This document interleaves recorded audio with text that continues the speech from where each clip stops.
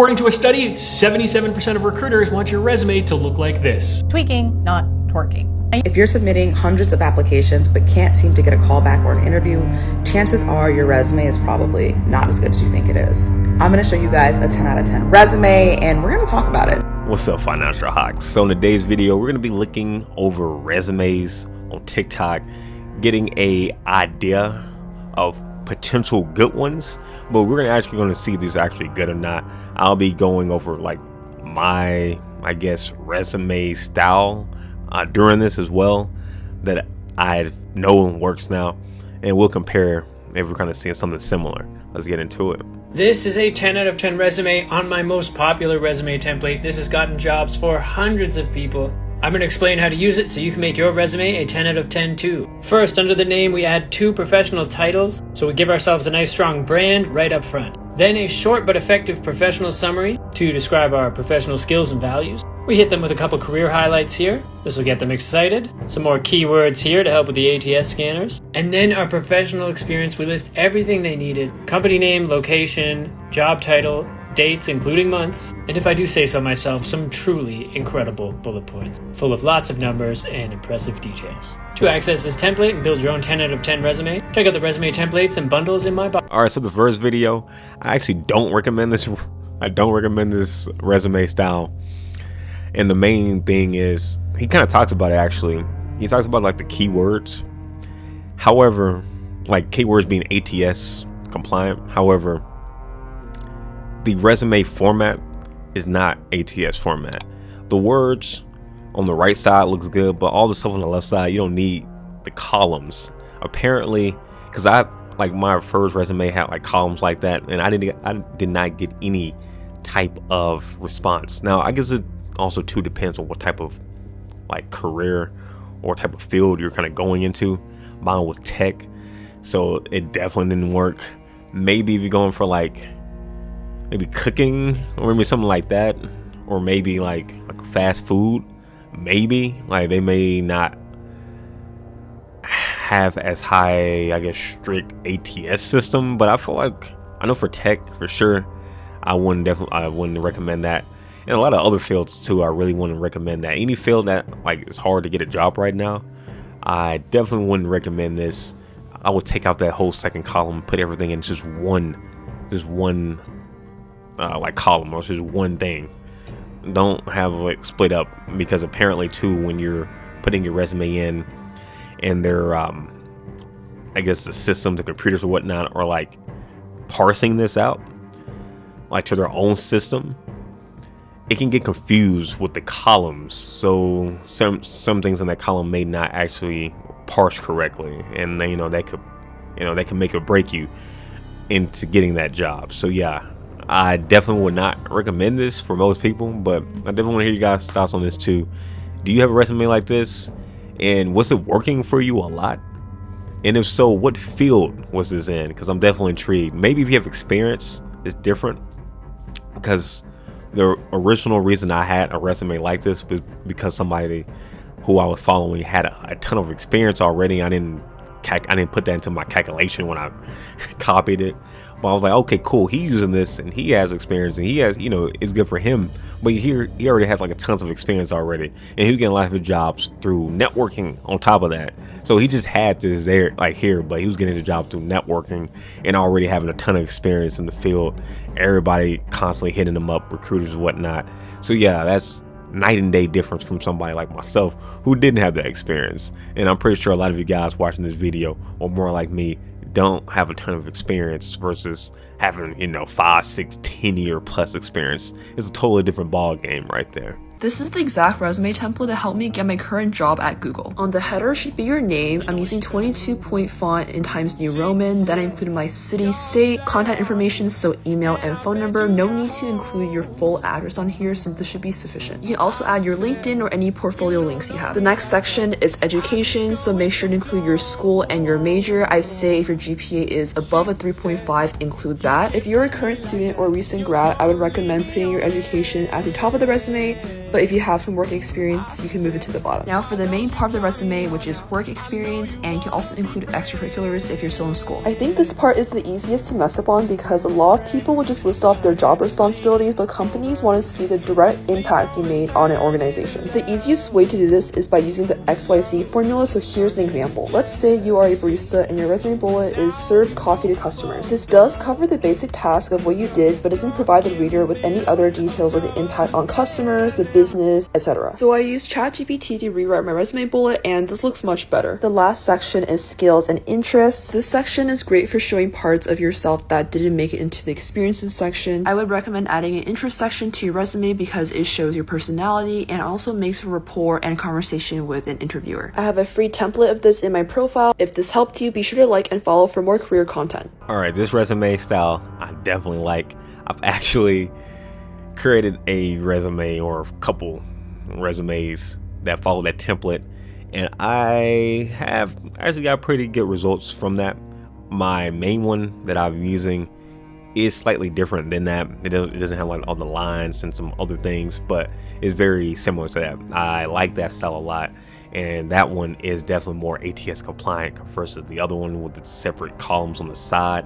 This one, for a human and for a computer, it's very easy to understand, very easy to read. Got your name, your LinkedIn links, whatnot at the top, and then followed by like your experience, like your, if you graduated from college or whatnot, experience, projects, and then the skills. I like that a lot on mine too. I have skills at the bottom, so you can type in a lot of keywords right there that can be ATS compliant, but it doesn't take over from either your projects or your experience that you currently have. So yeah, I like that one. That one looks good. I have seen that one constantly doing well on some of my Discord groups that I'm part of. They have used very similar, if not identical, resumes to that and have gotten good results. Again, depending on what type of field you're in, you may or may not have a higher chance of getting a job, but with that one you will hopefully get some callbacks. However, again, it's a tough market right now, so maybe out of 100 you may get one, but it's still more than 0. So, and also too, going back to the video, I like the points he talks about with the bullet points. Yeah, you can say like, hey, I'm a barista XYZ, but putting in exactly what you're doing and how that like impacted the company, like using the XYZ, that can definitely help out too. Like, hey, instead of you just put something basic, you can use ChatGPT to help you out with this, but like, hey, I served 2,000 people this month, or these last couple, every 2 weeks or whatnot. I've like ways that you've not only served like people, but like given like percentages and different things that you helped out with the company itself, can definitely look good on your resume as well. Does your resume pass the 6-second skim test? So recruiters skim resumes. This is a fact. Studies show they spend somewhere between 6 to 13 seconds going down the resume really quick. Their eye works in a Z pattern, looking for key pieces of information to validate that you might be a potential fit for the job, and then they will go back and read it more thoroughly. But if you don't pass the skim test, you're going into the no pile.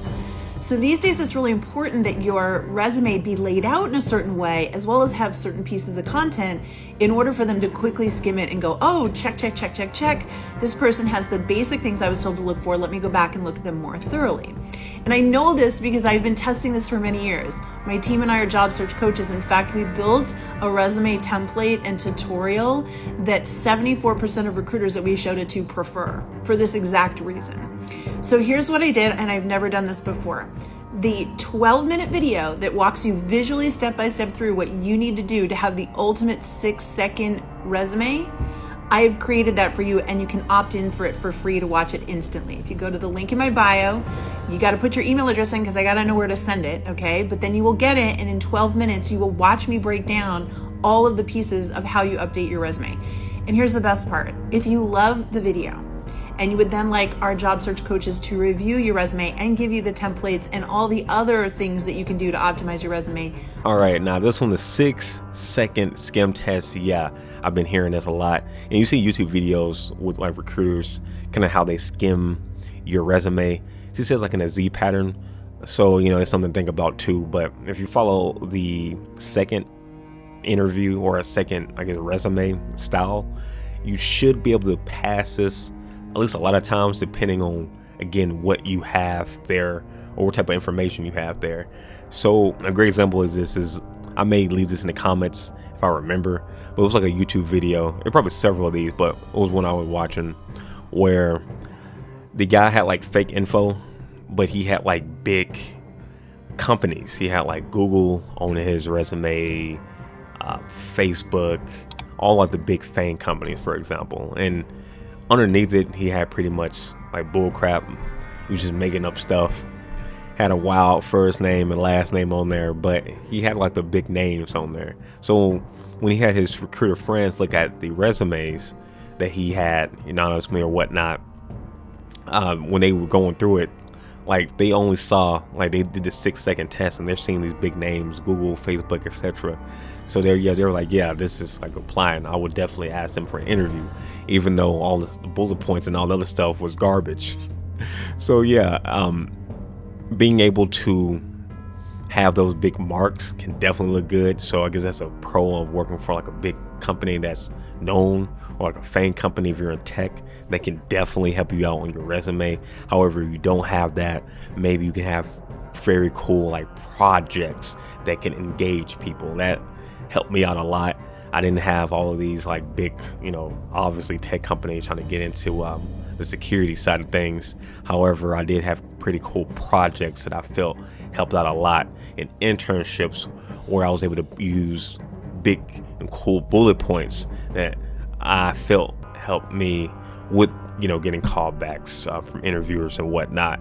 So yeah, if you do have those FANG companies and whatnot, definitely make sure those prominent, make sure those are bold, so you can get past that first 6-second test. But if not, maybe you can work on some projects and other things that look good. Maybe you went to a cool school that make it look good. But having that experience or having good projects that looks exciting or cool can help you out with that 6-second test pretty much for the most part. The rest of that is just kind of, I guess, selling a course or selling something else too. So if you're interested in that, if I remember, I'll, I guess, try to leave the the video link in the comments section or the description box. But anyway, guys, definitely want to hear your guys' thoughts on these 3 videos.